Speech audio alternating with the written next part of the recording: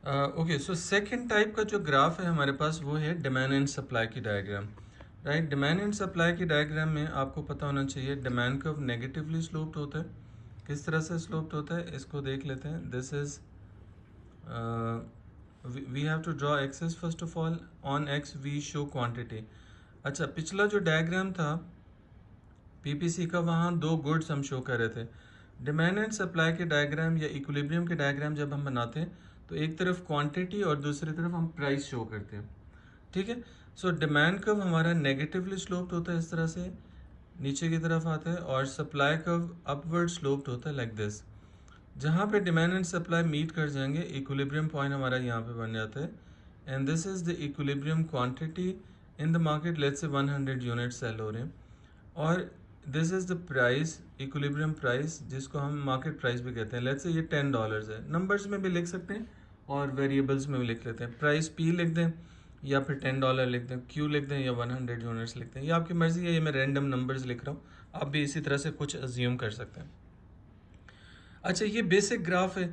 अब इसी की मैनिपुलेशंस होती हैं, राइट। इसी की मैनिपुलेशंस क्या होती हैं, कभी वो कह देगा, कोई फैक्टर बता देगा जिससे डिमांड इंक्रीज हो रही होती है, तो डिमांड कर्व हमारा राइट को शिफ्ट हो जाएगा। कुछ फैक्टर्स वो बता देता है जिससे सप्लाई इंक्रीज हो रही होती है, तो सप्लाई को राइट को शिफ्ट कर देंगे।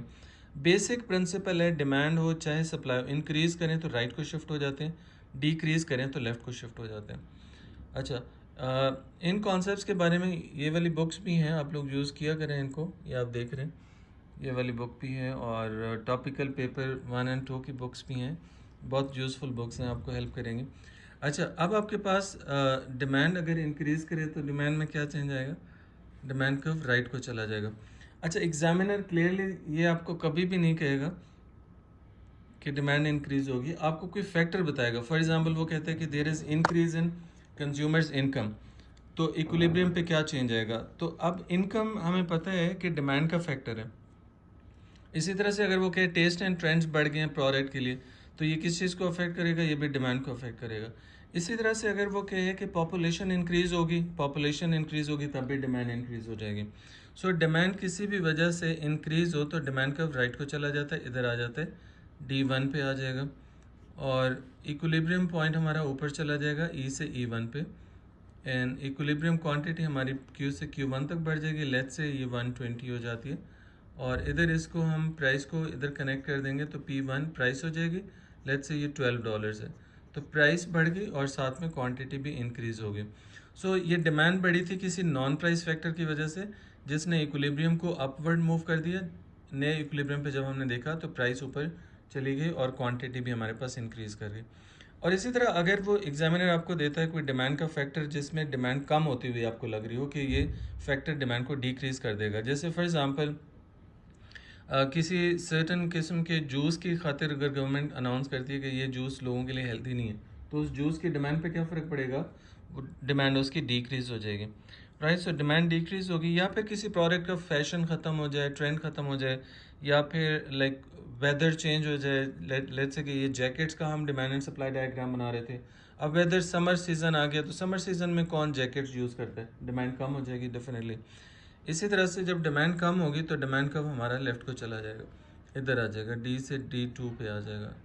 अच्छा जी, अब इक्विलिब्रियम हमारा नया यहाँ पे बन जाएगा, जहाँ नया डिमांड कर्व सप्लाई कर्व को कट करेगा E2 पे, और यहाँ से परपेंडिकुलर ड्रॉप डाउन करेंगे, क्वांटिटी Q3 हो जाएगी। लेट्स से ये 90 यूनिट्स है, पहले से कम होगी, और इसी पॉइंट को जब हम Y के साथ कनेक्ट करेंगे तो इक्विलिब्रियम प्राइस P2 हो जाएगी, जो कि पहले से नीचे आ गई, $8 होगी। ठीक है, इसी तरह से लाइक सप्लाई का भी एक ग्राफ सिखा देता हूँ कि सप्लाई अगर चेंज हो रही हो, लेकिन याद रखें सप्लाई के फैक्टर्स अलग हैं, डिमांड के फैक्टर्स अलग हैं। डिमांड के फैक्टर्स होते हैं income, taste and fashion, weather, population, advertisement, like ये these are the factors that affect demand. लेकिन सप्लाई के क्या फैक्टर्स होते हैं, सप्लाई के फैक्टर्स होते हैं cost of production, changes in technology, इसी तरह चेंजेस इन क्लाइमेट हो गया, और इनडायरेक्ट टैक्सेस, सब्सिडीज, ये चीज़ें होती हैं। ठीक है, सो अगर लेट्स से हम एक इनिशियल डायग्राम बनाते हैं, इक्विलिब्रियम की डायग्राम बनाते हैं, ये हमारे पास D डिमांड कर्व है, सप्लाई S सप्लाई कर्व है, equilibrium is taking place at E where equilibrium quantity is Q and equilibrium price is P। अब क्या होता है कि सप्लाई इंक्रीज होती है अगर लेट्स से, सप्लाई अगर इंक्रीज होगी तो सप्लाई कर्व राइट को चला जाएगा, ये सप्लाई का राइट बनता है। सो इक्विलिब्रियम नया हमारे पास E1 पे आ जाएगा, इक्विलिब्रियम क्वांटिटी हमारे पास इंक्रीज हो जाएगी और इक्विलिब्रियम प्राइस हमारे पास डिक्रीज हो जाएगी। सो ये कब होगा, ये कब डायग्राम बनानी होगी? अगर लेट्स से वो एग्जामिनर आपको कहता है कि cost of production has decrease, government has provided subsidy. Merit goods के बारे में ये क्वेश्चन बहुत आता है, मेरिट गुड्स के बारे में कि गवर्नमेंट ने सब्सिडी दे दी, मेरिट गुड्स की प्रोविजन पे क्या फ़र्क पड़ेगा? ठीक है। सो अगर गवर्नमेंट ने मेरिट गुड्स को प्रोड्यूस करने के लिए सब्सिडी प्रोवाइड की है तो सब्सिडी की वजह से सप्लाई बढ़ेगी, प्रोड्यूसर ज़्यादा बनाएंगे क्योंकि उनको सपोर्ट मिल रही है। प्रोड्यूसर जब ज़्यादा बनाएंगे तो इक्विलिब्रियम आपका इधर मूव कर जाएगा, मेरिट गुड्स की प्राइसेस भी नीचे आ जाएंगी, अब लोग क्वांटिटी भी ज़्यादा कंज्यूम कर पा रहे हैं। ठीक है। So this is how like provision of merit goods can be increased. अच्छा, डीमेरिट गुड्स के लिए गवर्नमेंट कहते हैं कि गवर्नमेंट ने एग्जामिनर कहता है कि इनडायरेक्ट टैक्स गवर्नमेंट ने लगा दिया।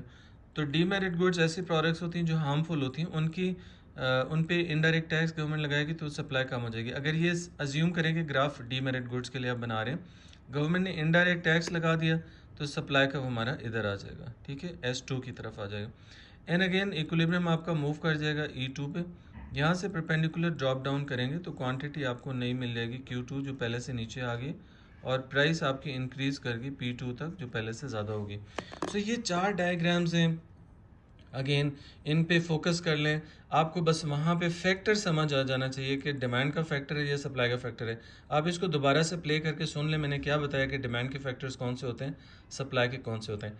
तीसरा जो ग्राफ है ये दूसरी टाइप का ग्राफ था, तीसरा जो ग्राफ है वो मैं आपको अभी सिखाता हूँ नेक्स्ट वीडियो में।